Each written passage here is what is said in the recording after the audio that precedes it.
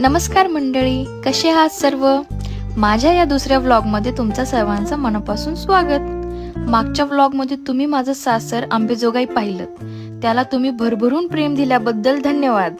आता आम्ही आलो आहोत गेवराईला, म्हणजेच माझ्या माहेरी. आणि आजचा हा व्लॉग खूप स्पेशल आहे, कारण आज आपण जाणार आहोत शॉपिंगला. खरं तर आजच्या जनरेशनला प्रत्येक कार्यक्रमाला काहीतरी नवीन आणि ट्रेंडी हवं असतं. तेच कपडे घालायला कोणालाच आवडत नाही, बरोबर ना? म्हणूनच मी तुम्हाला घेऊन चालले आहे गेवराईच्या प्रसिद्ध शॉपिंग मार्केटला, म्हणजेच आपल्या सर्वांच्या लाड झाला चाऊसाच्या दुकानात आम्ही गेलो. तिथूनच आमच्या लहानपणीची सगळी खरेदी व्हायची. आज त्यांच्याशी गप्पा मारून जुन्या आठवणींना उजाळा मिळाला. खरंच मन खूप भरून आलं. तिथेच आम्हाला एक खूप गोड फॅमिली भेटली. त्यांच्यासोबत एक छोटंसं बाळ सुद्धा होतं. गंमत म्हणजे त्यांनी स्वतःहून सांगितलं की आमच्या बाळाला सुद्धा तुमच्या व्लॉगमध्ये घ्या. त्यांच्या परवानगीने आम्ही त्या चिमुकल्याला सुद्धा कॅमेऱ्यात टिपलं. त्यांनी आपल्या चॅनलचं नाव विचारलं आणि उत्साहाने सबस्क्राईब सुद्धा केलं.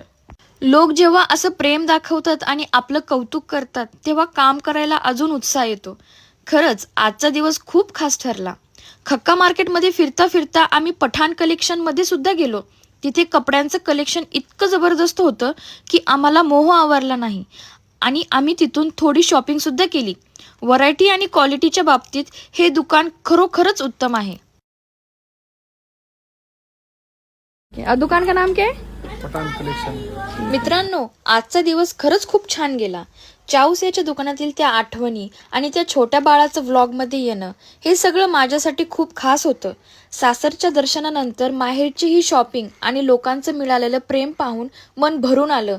गेवराईच्या मातीतली ही माया आणि खक्का मार्केटची ती जुनी ओढ आजही कायम आहे. माझ्या या प्रवासात तुम्हीही सामील झालात, त्याबद्दल खूप खूप आभार. तुम्हाला आजचा हा व्हिडिओ कसा वाटला कमेंटमध्ये नक्की सांगा. जर तुम्ही गेवराईकर असाल तर खक्का मार्केटमधील तुमची एखादी आठवण नक्की शेअर करा. व्हिडिओ आवडला असेल तर लाईक करा आणि आपल्या मित्रमैत्रिणींसोबत शेअर करा आणि चॅनलला सबस्क्राईब करायला विसरू नका बरं. चला तर मग भेटूया पुढच्या ब्लॉगमध्ये. धन्यवाद.